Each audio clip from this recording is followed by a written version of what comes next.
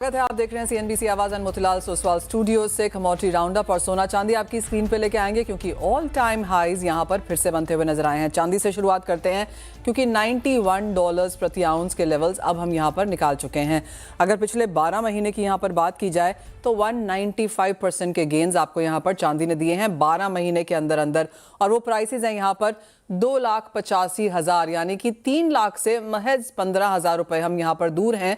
और even as अंतर्राष्ट्रीय बाजारों में डॉलर टर्म्स में यहाँ पर $91 पर आउंस है, लेकिन अगर हम शंघाई के बाजारों में यहाँ पर देखें तो $100 पर आउंस का आंकड़ा वहां पर निकल चुका है। यानी कि काफी सारी दूसरी कंट्रीज में एक बहुत बड़ा प्रीमियम है यहाँ पर चांदी में, जहां पर खरीदार ज्यादा हैं, बिकवाली वाले लोग नहीं हैं, और इसलिए यहाँ पर बढ़त लगातार बनती हुई नजर आई है। यही हाल काफी हद तक सोने का भी है, बढ़त यहां पर भी बनती हुई देखी है हमने। $4,600 पर आउंस के लेवल्स यहां पर निकल चुके हैं, और भारतीय बाजारों के नंबर्स आपकी स्क्रीन पर लेके आएंगे तो 1,45,000 के आसपास के लेवल्स यहां पर सोने में भी हमने भारतीय बाजार में बनते हुए देखे हैं। ऑल टाइम हाईज लगातार यहां पर हैं और यहां से और तेजी की एक्सपेक्टेशन। हमारे साथ इस पर बात करने के लिए जीजेसी के चेयरमैन राजेश रोकड़े हैं। राजेश जी नमस्कार, कैसे देखते हैं यहां से सोने चांदी के प्राइसेस और इम्पैक्ट क्या है इंडियन मार्केट्स पे? क्या लोग खरीद रहे हैं, क्या प्रीमियम पे है, डिस्काउंट पे है, बेचने आ रहे हैं लोग, क्या हो रहा है इन प्राइसेस पे? देखिए, फिजिकल मार्केट में मैं देख रहा हूँ जिस तरीके से गोल्ड के रेट बढ़े, इस वजह से थोड़ा सा स्टार्टिंग में दबाव आता है, लेकिन पिछले 2 साल से मैं देखते आ रहा हूँ लगातार बढ़ते जा रहे हैं वन साइड। मतलब करेक्शन की भी उम्मीद जो हम लगा के बैठते वो भी नहीं मिल रही। इस वजह से अभी धीरे धीरे ग्राहकों का एक मन बन चुका है कि अभी रेट कहीं से भी करेक्शन देने वाले नहीं है, इस वजह से खरीदारी कर रहे हैं। हाँ, मैं मानता हूं कि वजन के हिसाब से अगर मैं इसको वॉल्यूम वाइज देखता हूं तो उसमें 10% की कमी है, 15% की कमी है, लेकिन वॉल्यूम वाइज कम होने के बावजूद वैल्यू वाइज काफी जबरदस्त तरीके से फिगर्स आ रहे हैं। और ओवरऑल अभी भी मतलब पहले ऐसा था कि सिर्फ और सिर्फ जो ज्वेलरी बाय करना है वो एक खरीदारी करनी है, उनके यहाँ कुछ ओकेजन है, उनके यहाँ शादी है, या उनके यहाँ कुछ बर्थडे पार्टी है, या उनके यहाँ बर्थडे है, या फिर कोई प्रोग्राम है, उसी के लिए ज्वेलरी खरीदी जाती थी एक अच्छे मुहूर्त को देखते हुए।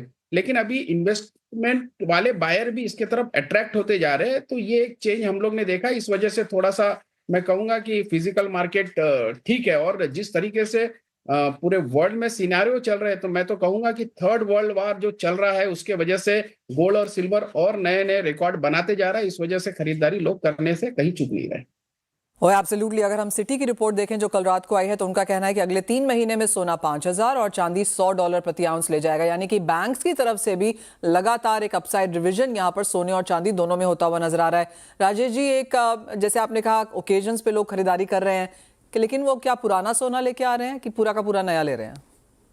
देखिए, उसमें भी दो तरह के कस्टमर्स हमारे पास अभी आ रहे हैं। जिनके पास पुराना सोना है वो मतलब जिनका बजट नहीं बैठ रहा है वो अपना पुराना सोना लेके आते हैं, उसमें कुछ एडजस्ट करके ले आते हैं। और कुछ ऐसे भी है जो कई बार शादियों में ऐसे भी खर्चे होते थे जो कि सिर्फ उन्हें ऐसा लगता था कि इसका कोई रिटर्न नहीं आएगा, तो उस खर्चों को भी उन्होंने कटौती की और वो खर्चे को भी उन्होंने गोल्ड इंडस्ट्री में उन्होंने डाइवर्ट किया है। तो ये अलग अलग तरीके से कस्टमर्स का बिहेवियर है। कुछ कस्टमर्स ऐसे हैं जो उनका पॉकेट फ्रेंडली नहीं बन रहा है, तो वो थोड़ा सा लाइट वेट ज्वेलरी की तरफ जा रहे हैं। और कुछ कस्टमर ऐसे भी है कि उनका बजट अगर 1 लाख का है तो उस बजट को वो 2 लाख करने जा रहे हैं, क्योंकि उनको समझ में आ रहा है कि ये शायद मेरा इसी बहाने इन्वेस्टमेंट हो जाएगा और उसी बहाने भविष्य मेरा और उज्जवल होगा, ऐसा उन्हें लग रहा है। तो दोनों टाइप के कस्टमर मार्केट में अवेलेबल है। राजेश जी, एक पिछले पूरे 4-5 साल इस तरह से निकले 2020 से 24-25 तक, जब हमने लोगों को ये कहते हुए सुना, स्पेशली यंगर लोगों को, कि नहीं सोने में नहीं खरीदारी करनी है, एक फोन ले लेंगे, कुछ और खरीद लेंगे, वेकेशन पे चले जाएंगे। क्या उनका हृदय परिवर्तन होता हुआ देखा है हमने? हाँ, बिल्कुल। पहले हमारी की तरफ जेंजिस नॉर्मली अट्रैक्ट नहीं होते थे, लेकिन अभी वो भी इस इंडस्ट्री की तरफ बहुत ज्यादा अट्रैक्ट हो रहे हैं। और मुझे मतलब अच्छा भी लग रहा है कि कम से कम वो लोग भी अपने भविष्य को लेके बहुत ज्यादा चिंतित है और भविष्य को लेके सिक्योर करना चाहते हैं। जिस तरीके से जितने भी मैं वर्ल्ड के सभी सेंट्रल बैंक्स तक के, गवर्नमेंट तक के, सब गोल्ड के ऊपर विश्वास रख रहे हैं, सिल्वर के ऊपर। सिल्वर का तो नो डाउट इंडस्ट्रियल यूज भी बहुत ज्यादा है। तो इस वजह से जो जेंजीज है और ये नए लोग हैं जो ये सोचते थे कि ये खर्चों के शायद मुझे रिटर्न उतना नहीं आएगा, तो वो अभी ज्वेलरी इंडस्ट्री की तरफ वो बड़ा मतलब अच्छी खासी खरीदारी कर रहे हैं और वो अपने आप को सेव भी कर रहे हैं और सेविंग भी बढ़ा रहे हैं। एब्सोल्युटली। राजेश जी, एक फाइनल सवाल, आपको क्या लगता है यहाँ से प्राइसेस क्या जाएंगे भारतीय बाजारों में? जिस तरह की तेजी हम ऑलरेडी देख चुके हैं, आई नो ये बहुत डिफिकल्ट है, इवन ग्लोबल बैंक्स अपने प्राइसेस और फोरकास्ट चेंज करते जा रहे हैं, आपको क्या लगता है?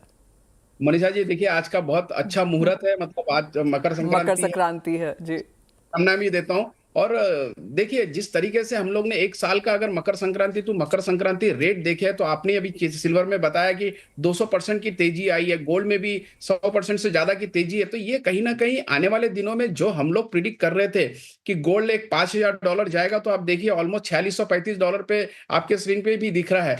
तो ये $5,000 तो मुझे लगता है इसी महीने शायद हो जाएगा। और ओवरऑल अगर मैं 2026 का देखता हूं, तो शायद $6,000 भी अभी बहुत पास में ऐसा लगने लगा। और सिल्वर, नो डाउट, हमारा एक सिल्वर में एक प्रिडिक्शन था कि $100 क्रॉस करेगा इस साल में, और वो तो जनवरी में ही 91 क्रॉस कर चुका है।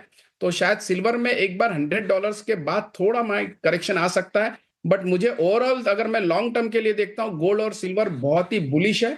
और बहुत जबरदस्त अभी भी तेजी इसमें बरकरार रहने की संभावना है, क्योंकि सेंट्रल बैंक्स के रेट कट्स निरंतर चलते आ रहे हैं। वो कहीं से भी यही इंडिकेशंस यही आ रहे हैं कि जब फेड के रेट कट का अनुमान है कि फिर से वो 0.25 बेसिक कम करेंगे। सिल्वर के इंडस्ट्रियल डिमांड कहीं से भी कम नहीं हो रही है, सोलार, ग्रीन एनर्जी। और सबसे खास बात ऐसा है कि सोलार की जब मैं बात करता हूं, तो अभी सोलार इंडस्ट्री में अभी जितनी भी चांदी उत्पादन होती है, उसमें से 12 से 15% ही चांदी उसमें सोलार में यूज होती है। और भविष्य आप सबको पता है कि सोलार है। तो ये परसेंटेज अगर ये बढ़ जाता है, तो निश्चित तौर पे दबाव फिर से डिमांड और सप्लाई पे आएगा। तो डिमांड ज्यादा रहेगी, सप्लाई कम रहेगी। तो निश्चित तौर पे ये जो रेट आज दिख रहे हैं, तो जो भविष्यवाणी यहाँ है सिल्वर को लेके और गोल्ड को लेके कि सिल्वर 3.5 लाख, 4 लाख, 5 लाख भी हो सकती है, तो निश्चित तौर पे बहुत जल्दी हमको ही देखने मिल सकती है ये चीजें।